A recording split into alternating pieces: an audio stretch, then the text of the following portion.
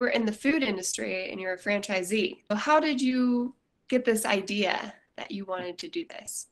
Okay, I'll give you the microwave version. I was actually going to be an orthodontist. That's what I was studying in college. I had what was it? It was called Work Learn at the time, back in the 70s, but they're called internships now.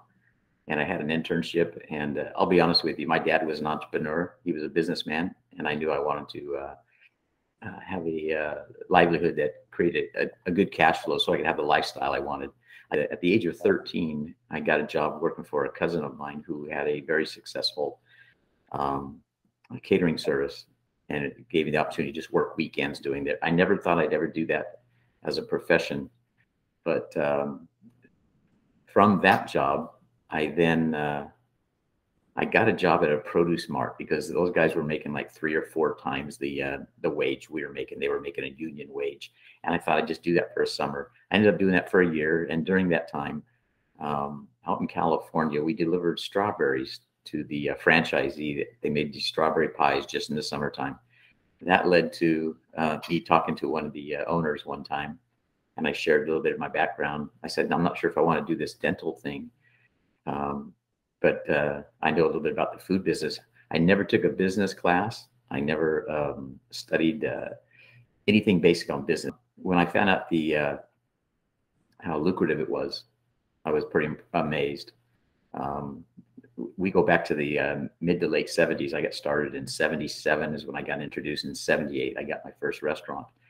But the gentleman that was in California, and one of the employees at the restaurant, I was telling me about how lucrative it was. He said he goes, oh, he just bought a $350,000 house, which is now $4 million home in California. I go, really? He goes, he has his own airplane. I go, no, I didn't know that.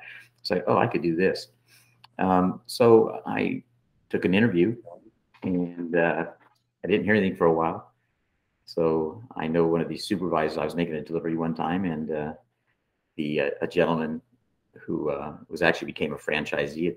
His name is Marvin Rich. And I said, hey, I haven't heard anything about this interview. And I'd worked at my only day off. I worked for free at this franchise just to see what it was like. And it was so much easier than catering. I mean, catering business, we had late hours. We did bar services. So, in California, we'd go until 2 a.m. And if it was an off-site catering, now, granted, I was breaking every labor law in the book. I was 13, 14, 15, 16, all the way through high school and college. I was doing this and getting home late. And I said, you guys close at 10 o'clock? I thought to myself, gosh, I could finish up, close the business, go out and hang out with my buddies at 10 o'clock at night. So anyway, it seemed doable, and they were going to offer some financing because I'd never been in debt before. So that kind of started it. So I took the interview, and then he said, oh, yeah, they're pretty impressed with you. Who did you interview with, really quick? It was with the franchise. And yes. So I then had impressed the people who I kind of just went in to feel the business out. I mean, I was working circles. I was 22 years old, but in my mind, I was thinking, I'm through college. I'm now looking for a career. And there were just like high school kids working in this place. And so I was working circles around because the whole time I'm thinking, I'm going to start my own business. I'm starting my own business. So he said, they're pretty impressed with you. He goes, so if you're interested, I said, what's funny is if I wasn't going to go with you guys, I'm going back to college. I'm going to continue on and just go into dentistry. And so that was my move. I eventually got my first restaurant. I took this big note out.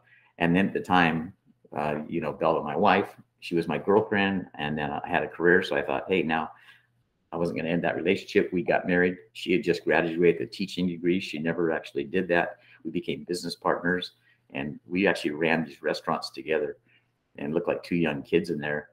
We paid our note off every year. I saw one, I paid it off in 363 days. 2 days before the note was due, I paid the first note off, and we just kept financing until we got a first store. Then I bought a second store about 4 years later in San Rafael. And that was just a gold mine. And then we went to Colorado. And then I had the opportunity to buy in the various restaurants. So I got 32 restaurants in like a 3-year period. So then we did that off cash flow. Um, and that was basically, I would tell most young people, live way below your means. You'll be able to Mhm. grow yourself. It's kind of tough nowadays because everybody's got an advertiser throwing all these things that you have to have in your face. And this is kind of getting off topic, but I think my discipline was uh, we live frugal. I never went without. I mean, I was kind of a workaholic. We spent a lot of time in the restaurants because I'd never been in debt before. It was always save now, buy later. I never bought now and paid later. So this is the first time I'd ever been in debt. And so we paid the debt off pretty quickly. And then I just cash flowed everything else from that point on. And, uh, and then what moved me out to Florida is I did another acquisition in 2000. We bought 15 more restaurants. And I had an opportunity to retire in '04. So I sold all the restaurants and I kept the real estate. Become a franchisee.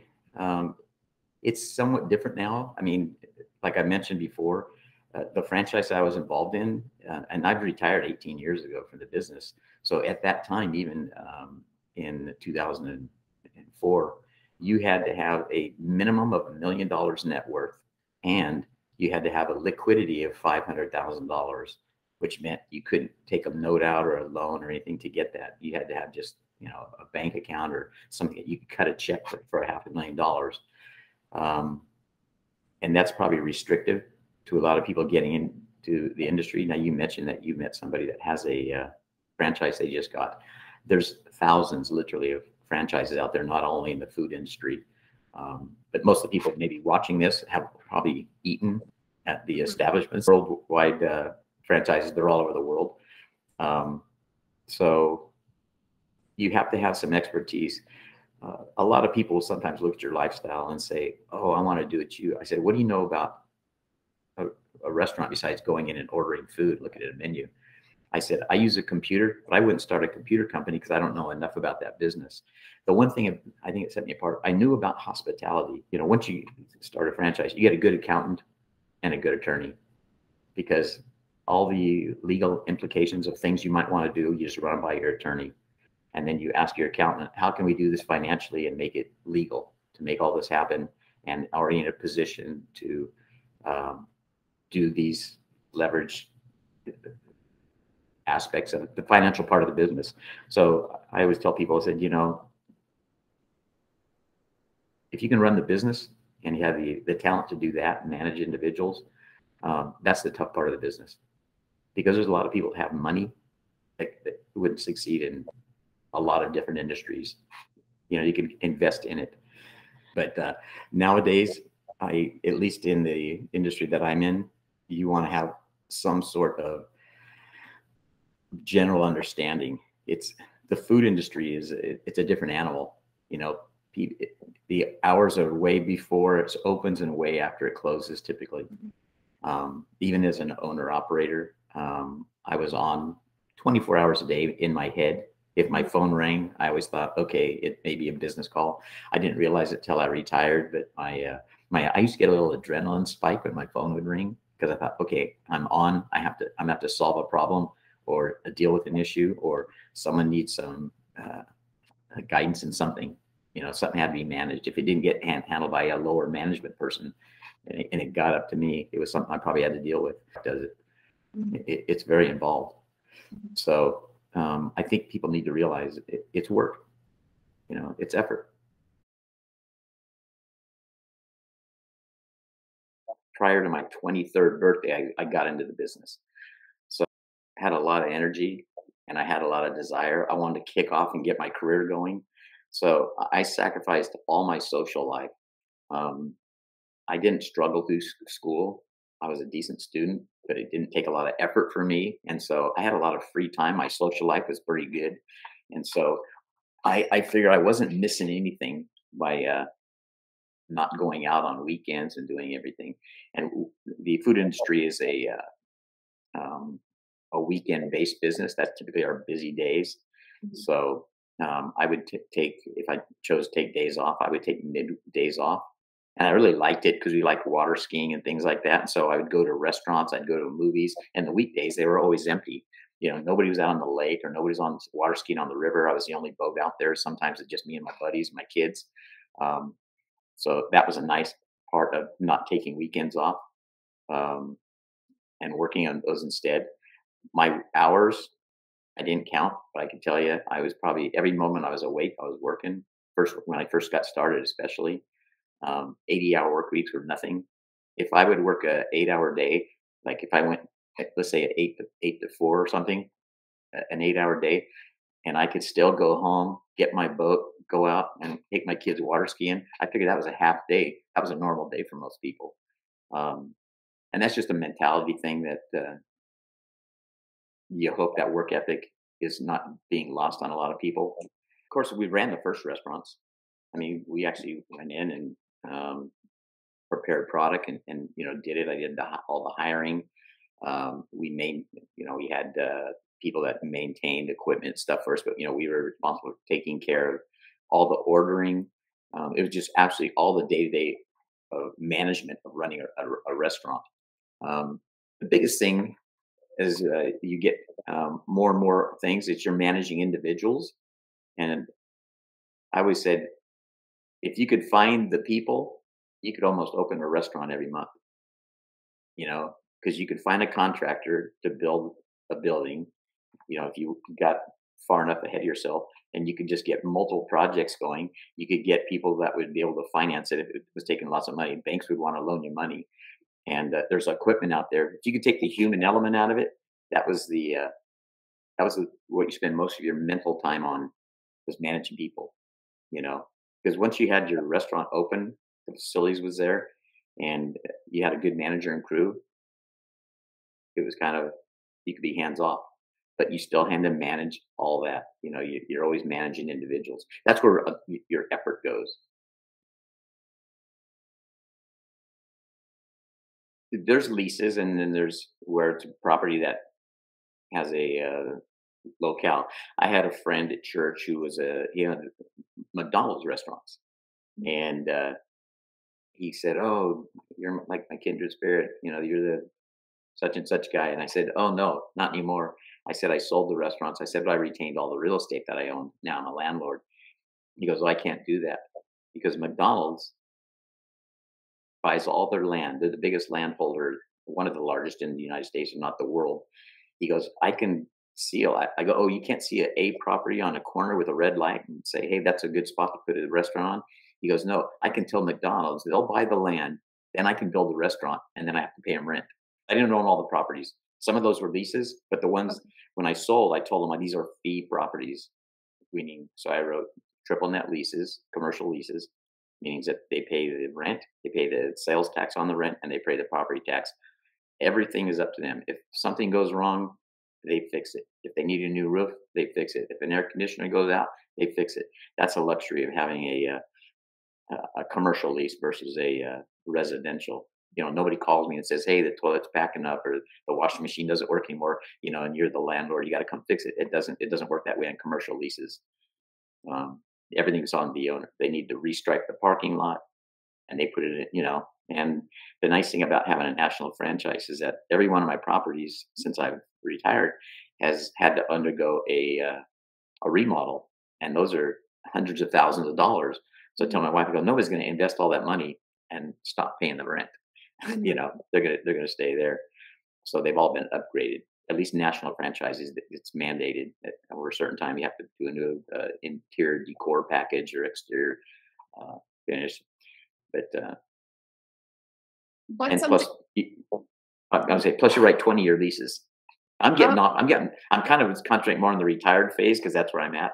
And you probably want more about the early phases. what's something you wish you would have known about this industry before? I think there's some things that if I had maybe known, I might have gone back to dental school at first because it was a learning curve. One of the things, it was kind of a blessing in a way. I took over existing restaurants, the first few, and that were on already there. And the first restaurant I went into, um, they had to do a citizen's arrest. The police came in because the guy was in breach of his contract. He was just running this place into the ground. So they brought me in, and it was day one, I had to keep the original crew because a lawsuit came out of it. And the fact that the statistics that I was getting running it the right way versus what he was doing, we had instantaneous growth in volume. I think a lot of it was because everything was getting rung up. I think he had a lot of silent partners he was unaware of getting just ripped off by the employees. Um, so that was a that went on for the first few years because business kept growing and growing and growing. I was trying to keep kind of catching up with how busy it was getting because we were running it so well, taking care of business. That had a lot to do with we were there all the time. I wasn't taking any time off. Um, just managing individuals. And I think some of that came about where as I matured, my crew, the average employees that we would hire for these restaurants was about the same. But when I first hired, there was people my age. I had people older than me working for me, and I was their boss, so to speak, right? And so as I got older, it became easier to maybe manage because you acquired some managing skills. Um, so to answer your question, I don't know if I'd wished I'd known, but it'd be good knowing what was coming so I could have maybe prepared and caught up faster to because I didn't want to lose any business. So I said, "Oh man, we have growing pains." I called it. You know, we're just Right. busy, busy, busy all the time. Like we're trying to catch up. Anyway, but that was a positive.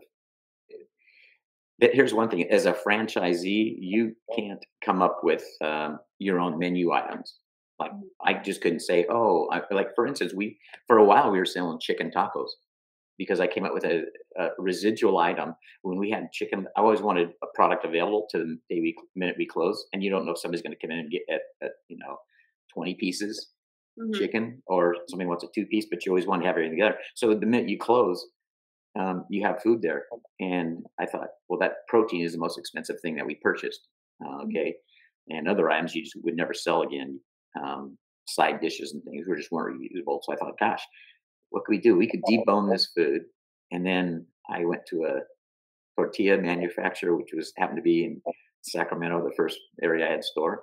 And I contracted with them to sell these, and I got this mix, and we went and got a super little fryer. We were frying off taco shells, and it was a popular item. The company said you can't add that to the menu, and so we were going through a transition where we started making our own scratch biscuits, and they were really revamping the menu, came out with some different side dishes, and they said, we'll let you do this revamp for this new product because they were going to start advertising on TV. So we had to get there, but you have to get rid of the tacos.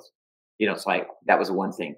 You don't have as much leeway, but on the other hand, it's easy for consistency because you have a very simplified menu that they're going to try to duplicate thousands of times because all over the world these restaurants are there. So I didn't have to come up with it. I just said they've already got experts in food science. They've come up with these recipes. They taste good. Let's just follow the darn recipes and run the businesses the best we can. Have it the cleanest, the fastest, the freshest, Mhm. the friendliest, and those are the things that you work on. And so you would try to hire particular types of individuals that had those traits that would work in your restaurants on the front counter, and then create those types of teams, and then get managers that would learn those concepts, so that, and then you compensate people accordingly, so they would be rewarded and be motivated to do it um, on the same things that I would be motivated. So you'd measure the things you wanted improved. Um, and that would be kind of what people would focus on. And then you rewarded them. And we would reward emotionally and even financially. We always try to let people know that they were doing a good job and be sincere about it. If the guy's doing a crummy job, he's like, hey, good job. He's going to, hey, yeah, I was just out back having a cigarette. It's insincere. And so franchisees are held to more marginalized things that they can do in their business. If it's a mom and pop operation, I can come up with a chicken pizza if I want it. Nobody's stopping you. And so you have to follow certain procedures and guidelines. And they monitor their franchisees as well. There's inspections that these national companies, every national company, Dunkin' Donuts, Chick-fil-A, everybody has these inspections on franchisees. And there's certain ways of doing the business. And if you don't, there's punitive to the point you could lose your franchise. They can take your business away. And so whatever you've got invested, besides it being your livelihood, you're financially big invested in some of these things. And if you want to fight it, corporations, multi-billion-dollar corporation, they've got a staff of attorneys if you want to fight it. or just get in line, and do things the right way. So that's the difference between having a franchise or a just me to saying, I'm going to go open Mark's burger joint or Mark's chicken joint, or I'm going to open my own little pizza line and do anything. And I can come up with an idea, sleeping in bed. Hey, this great idea, put anchovies in it on this, or, you know what I'm saying? The pros and cons. The pros are you've got a tried and tested, proven product. Because before a person decides to start franchising their concept, whatever it happens to be, even Midas Muffler is a franchise, um, they've proven that they're successful. And here's the way we do it. So they come up with, here's the way you want to run this business. So I can open one of my restaurants. We put signs up, coming soon, blah, blah, blah. I guarantee you the day I open the doors, I know I'm going to have lines around the block because the neighborhood's been seeing this construction go on. Now let's turn that around and say, Mark's Fried Chicken coming. That doesn't mean anything to anybody. And so when I open the doors, I'm probably having, even though we would advertise our stores, I'd have to have somebody out handing out free food or, doing flyers. I got a guy spinning the thing on the corner. I don't know how they do it because I've never done that, but I just know you don't have that guarantee influx of customers the minute you open your doors when you're a non recognized national brand. But Right. most of the places when we'd open new stores, that was sometimes our peak. We'd sometimes do 2 and 3 times our daily volumes those first few weeks, just because there's so much excitement about it. And then it tapers down, and then you say, okay, we're not doing 12, 14, $15,000 a day, and you come down, you're doing 10,000 or 8,000 or whatever it is. And so that's one thing. And royalties, that's another thing. Okay, so you got to pay royalties to these companies. They come up with this concept and you're benefiting from it. And we're all doing fine because we have this agreement. Like, yeah, I realize I'm going to sell a couple $1,000,000 worth of tacos or something. And, if I can cut a 30% profit, I'm going to make 700 grand a year or whatever, depending on how the operations are and what our ratio to if you had debt on it.